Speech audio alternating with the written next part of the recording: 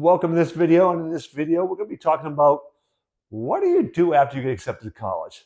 Now, if you're like the vast majority of people, if you're like what did, it was nothing. But yet, a high percentage of kids who go on to college struggle that first year, as I did, because they didn't do the things necessary to really get themselves ready for taking those first steps on the college campus. So stay tuned as we talk about what to do after you get into college.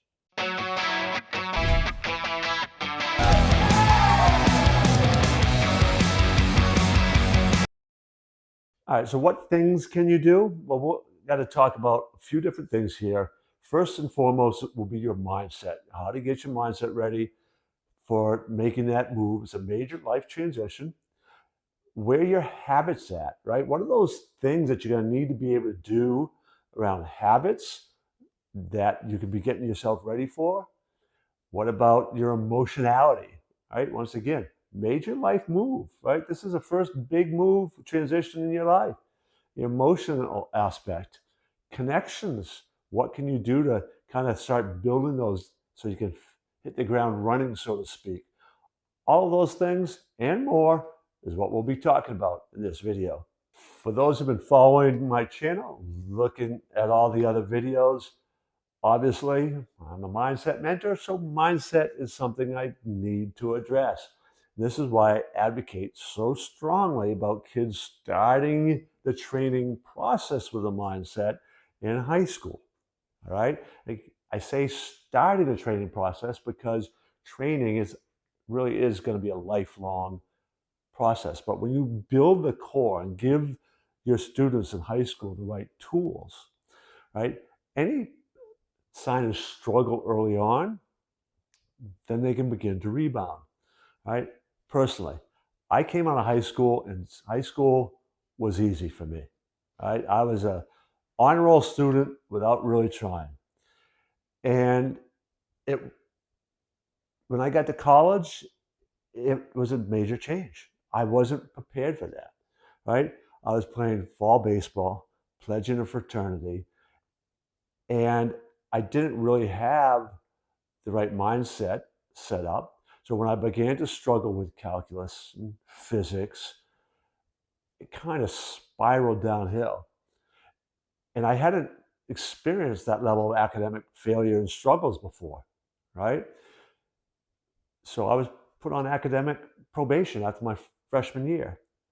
Now, I had enough training and background that I knew what I needed to do to make changes, and I did.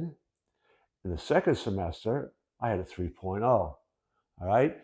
So the mindset is really about being able to grow, understand, and deal with failure and move on. It may also help you prevent some of those decisions and things that I made early on, but I at least had enough background there that I could recuperate for the next semester and beyond, right? That is all mindset related.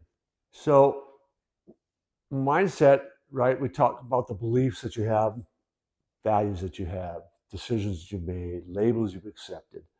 So again, mine wasn't bad going into college. Could have been a little bit better. My confidence could have been a little bit stronger, especially as I'm going into a new environment. But the thing that I really needed to switch was my habits, right? The habits that if I had really been better at establishing those when I had been in high school, coming in, I probably could have avoided some of the downfall, right? I didn't have the self-discipline that was really necessary. And as I said, I was trying to do an awful lot and I wasn't managing my time well. So you need to be able to learn to manage your time well. Hopefully you've been learning to do that in high school, and you can even begin learning how to do that during the summer before you go, right? Developing some of these habits around your emotional management, time management, your thinking patterns, all of that. It's that whole idea I talk about all the time, applying heat to your life. Habit, emotion, attitude training. That you want to get established before you get to school. There's a statistic by the American Psychological Association that says that 60% of students, first year students, report high anxiety going into that first semester. And that was kind of me, right? I could relate to that.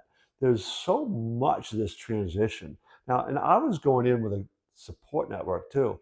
I was rooming with my best friend from high school. I had a bunch of my classmates were going to the same college I was going to. One of my good friends who was a year ahead of me in high school, played soccer together. We were really tight in high school. He was in a fraternity. He got me to pledge that fraternity. So I already had a social network that way.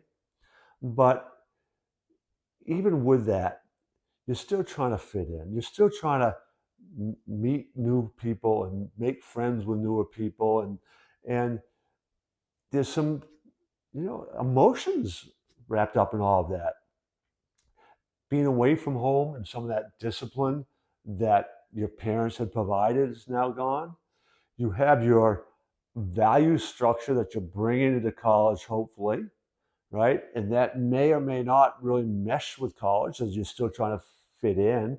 There's a lot more pressures for doing things like drinking heavily in college that can definitely add some anxiety to you. Try as you want to be part of the crowd, right? So those issues, emotional issues, the stress related to those, how well you deal with that is going to impact every area of your life. And one of the things that we know is that when you're connected, this goes back in high school too, right? When you're connected to the community, you feel more success. So when you get into a college, you go into a college, you want to get connected. You want to build those connections. When you feel connected to the school, to the people around you, then you have more success. That connection doesn't have to wait till you get there, right? You can begin to try to figure out ways that you could connect. Start with a roommate. You'll get your roommate information ahead of time. Reach out to them, right? Do you know other people from your class that are going there, from your school, from neighboring schools, from another town, right? You can begin to find this information and reach out to those people. As I said, when I went to a local university, so there was a whole lot of people I already knew. That helped me tremendously in meeting other people, right? Because your friends are there, they meeting new people, they have other roommates, you know that person, so they introduce you to your roommate, you begin to make these connections. And then you meet the people from across the hall and you're social networking. You want to be able to um, make those connections as much as you can beforehand so you're ready to hit the ground running. And part of that is figuring out who's going that you might know, right? What sort of circle. Now, if you're going to a school that you know absolutely nobody, then reaching out to your roommate, trying to find out what their connections are, reaching out to the school, finding out whether, if you're going to be joining a sport, trying to connect with those other people who are coming. Anything you can do to build those bridges is going to be a huge help. One of the things that really becomes helpful too is to be clear on who you are and what you want, what your objectives are, your goals are, how you define success for yourself. The clearer that can be, it gives you a roadmap, right?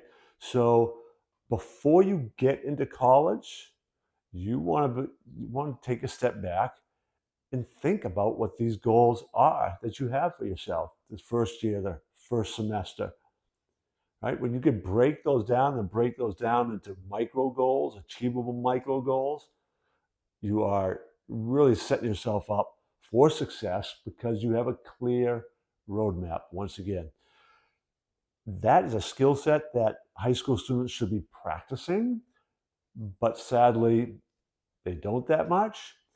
But now that you are done high school, if you have been doing that, it's time to look now and reevaluate and look at that next coming year, particularly that first semester, and what it is, how you're going to define success, what it is you want to accomplish, what what you value most. All you want to get all those things lined up, ready to go, and written down clearly. Use those SMART goals, right? Specific, measurable, attainable, realistic, timed, all of those things that make those up. So that's one of the last pieces that you would probably want to do. I really appreciate you sticking through another video, and I will encourage you to subscribe to the channel, check out some of the other videos in particular. You might be interested in the video, what if I don't get into college, right? So there's a lot of wisdom that whether you get into college or not, that you can actually apply to your life. So check that video out today, and hopefully I will see you in the next one.